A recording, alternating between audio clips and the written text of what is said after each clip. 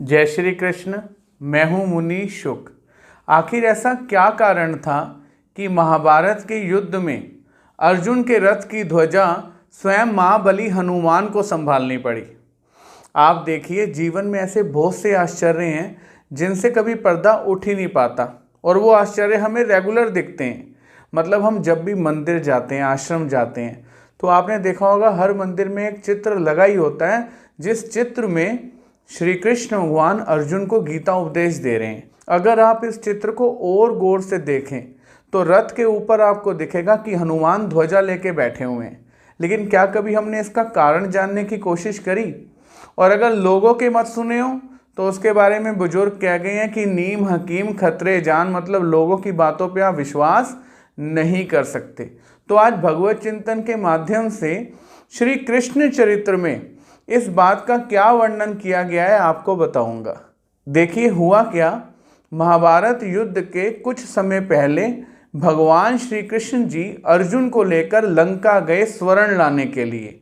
इसके पीछे का कारण क्या था कि अब युद्ध में जिन सेनाओं ने लड़ने जाना था, तो दोनों सेनाओं के राजाओं का ये उत्तरदायित्व बनता था कि उन सेनाओं के परिवार को भरपूर सामग्री, मतलब धन और अन्न उपलब्ध कराया जाए।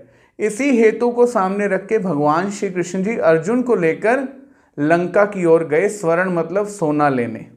रास्ते में रामेश्वर सेतु के पास शास्त्र कहते हैं श्री कृष्ण भगवान ने विश्राम किया। अर्जुन ने देखा भगवान की विश्रांति के समय कि राम सेतु के पास महाबली हनुमान खड़े हैं। अर्जुन महाबली हनुमान के पास गए, प्रणाम कर बोले, मैं आपसे एक प्रश्न पूछना चाहता हूँ। अर्जुन जी ने कहा, मैं ये नहीं समझ पा रहा रामेश्वर सेतु को देखकर कि श्री राम स्वयं इतने बड़े धनुर्धर थे, तो उन्होंने त्रेता युग में समुद्र तट के ऊपर तीरों का पुल ना बनाकर ये पाषाणों का पुल क्यों बनाया? ये बात सुनकर महाबली ने उत्तर दिया कि अर्जुन, इतनी बड़ी सेना के आवागमन के कारण निश्चित ही तीरों का पुल टूट जाता, इसलिए श्री राम ने पाषाण का पुल बनाया।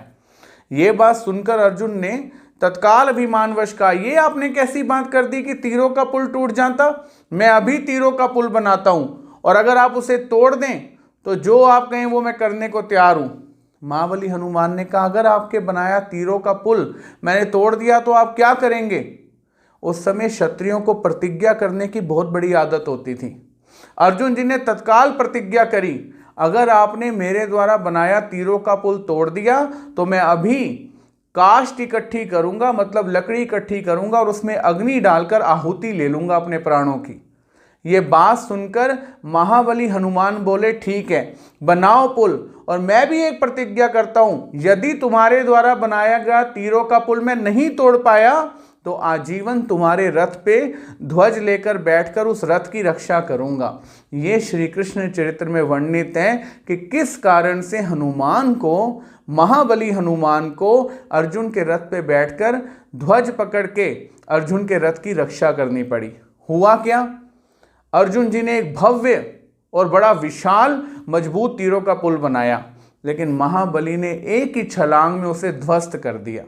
अब अर्जुन को प्रतिज्ञा रूप जो वचन बोले थे उनको निभाना था, इसलिए अर्जुन ने लकड़ियां इकट्ठी करी और अग्नि जलाई।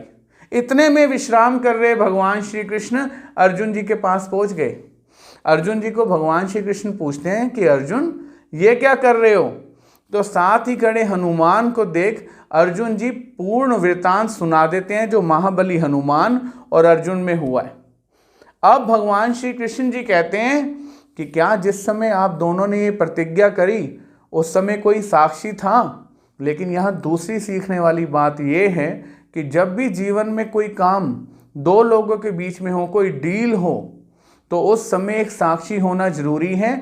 ये बात भी इसी श्री कृष्ण चरित्र से निकल के आई है कि जब भी कोई सौदा हो, कोई ऐसी बात हो, तो एक साक्षीदार रखना बहुत जरूरी है। यहाँ भगवान श्री कृष्ण जी ने कहा कि अगर कोई साक्षी नहीं था तो तुम दोनों ही असत्य हो, क्योंकि कौन हो सामने जो ये बात की गवाही दे, हाँ जी मैंने सुना था और ऐसी ऐसी बात हुई थी। अब हनुमान समझ गए कि भक्त की रक्षा करने के लिए भगवान आ गए हैं। अब भगवान ने कहा, मैं साक्षी हूं और तुम एक भव्य तीरों का पुल बनाओ, और अगर हनुमान उसे तोड़ दें तो तुम अपनी प्रतिज्ञा पूर्ण कर लो। अब अर्जुन ने भगवान श्री कृष्ण जी के कहने पर दोबारा भव्य तीरों का पुल बनाया।